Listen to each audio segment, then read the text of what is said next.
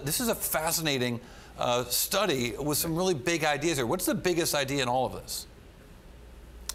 Well, I just think it's how transformative this is going to be. I mean, imagine a world where getting from place to place, transportation, like information, becomes in essence free.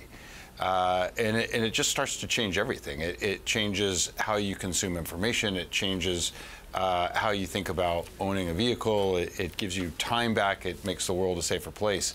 And you know, we've seen disruptions like this in the past, and it's huge opportunities for companies, and it's huge threats for companies. It can disrupt entire industries. The adoption rate's a really interesting prediction here, that they sort of get to a tipping point of more than half of the vehicles on the road in 2050. Talk to me about sort of how you imagine that happening over time. The report hints at it, doesn't really describe sort of the evolution of it, but I would imagine it starts at really high-end vehicles and they get cheaper and cheaper.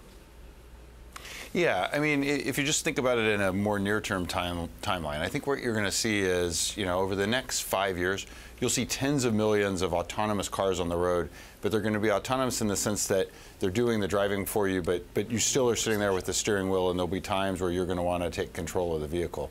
You go out another 5 years from there, and you're going to start to see an increase in penetration of cars that are fully autonomous, and so those cars, think of them more like a pod. You're gonna get in. There's not going to be a steering wheel, and they're going to take you from place to place.